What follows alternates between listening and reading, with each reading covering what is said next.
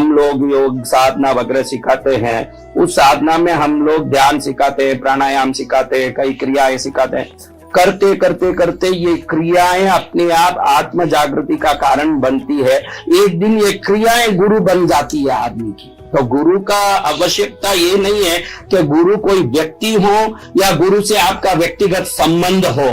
गुरु कोई क्रिया हो सकता है, कोई संदेश हो सकता है, कोई दृश्य हो सकता है, कोई अनुभूति हो सकती है, या कोई व्यक्ति भी हो सकता है। कहीं से भी जो प्रकट होके हमारे जीवन को अंतर शांति से भर दें, आंतरिक खुशी से भर दें, स्वयं में परिपूर्ण होने के अनुभव से भर दें। अगर ये इतनी अनुभव आपके अंदर हो गए तो समझना कि आपके अंदर कोई गुरु शक्ति काम कर रही है। वो व्यक्ति हो या कोई विशेषता हो, वो कुछ भी हो सकता है जो आपके अंदर काम कर रही है, वो आप ध्यान करके काम ले सकते हैं। अब आपको मैं ये बताना चाह रहा था कि मेरे जीवन में कोई गुरु नहीं है महाराज, मेरे जीवन में कोई गुरु नहीं है, लेकिन मुझे कोई गुरु बनाने की इच्छा भी नहीं होती।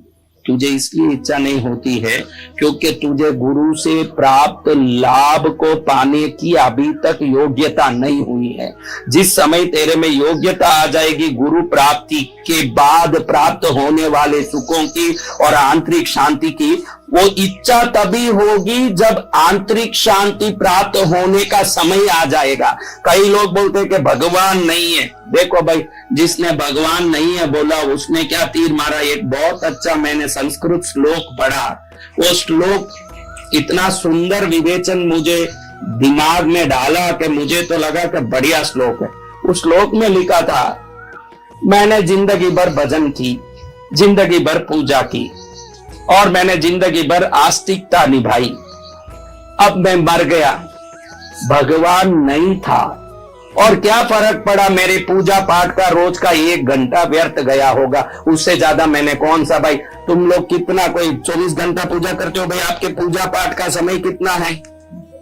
15 मिनट 20 मिनट आधा घंटा, अपने जीवन का आधा घंटा गया। सोचो अभी आप आस्तिक हो, भगवान के भरोसे पूजा कर लिए और मर गए, क्योंकि मरने के बाद क्या हुआ ये बोलने आज तक कोई वापस नहीं आया। जब तक भगवान है या नहीं, शक्तियां है या नहीं, इन बात का विवाद चलता रहेगा। लेकिन आप सोचो कि आपका 15 मिनट वेस्ट हो तो चले, क्योंकि आप भगवान है मान के पूजा कर लिए, मर गए, देखे कोई भगवान है ही नहीं, कुछ लेना देना ही नहीं, तो आपका 15 मिनट ही वेस्ट हुआ। वो जो नास्तिक भगवान नहीं है बोल के जिंदगी भर मौज ले रहा है और मर गया ना, अगर भगवान रहा तो डंडा खाएगा, वो कितना बड़ा नुकसान होगा।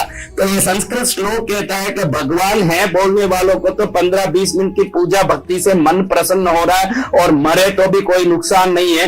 नास्तिक जो भगवान नहीं है बोल रहा है, वो बाद में उधर जाके भगवान को देखेगा, अपनी नास्तिकता के, पाप आचरण के, अनाचरण के जितने दंड भोगेगा, ये बहुत महंगा पड़ेगा। इसलिए कहीं भी देखो आस्तिकता में बहुत सारे फायदे। सबसे बड़ा फायदा है कि आपके जीवन में कोई दुख आता है तो धर्म कहता है कि पूर्व कर्मों से हो रहा है। नास्तिक कहता है जो कर रहा हूं मैं कर रहा हूं, जो मैं कर रहा हूं कह रहा है कुछ भी दुख आएगा तो अरे मेरे कारण हुआ, ये सोच सोच के डिप्रेस हो जाएगा, ये सोच सोच के परेशान हो जाएगा, मन से व्यतीत हो जाएगा और एक प्रकार से बीमार हो जाएगा। और जो भगवान के भरोसे है, भगवान को मानता है, वो यही सोचेगा कि ये भगवान की मर्जी है, ये भगवान की लीला है, जो करते भगवान अच्छे के लिए करेंगे।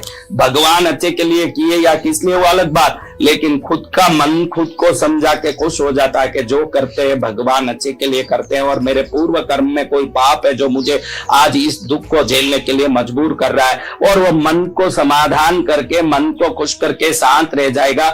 उसको दुख में भी भगवान के चरण के सुख दिखाई देंगे। और नास्तिक को तो दुख में दुख ही दिखाई देगा, क्योंकि वो सोचता है कि जो करता हूं मैं ही करता हूं, जो मैं करता हूं बोलता है वो दुख में बड़ा मार खा रहेगा, और जो भगवान करते हैं बोलता है वो दुख सुख में समभाव रखेगा। ये आस्तिकता का सबसे बड़ी विशेषता है।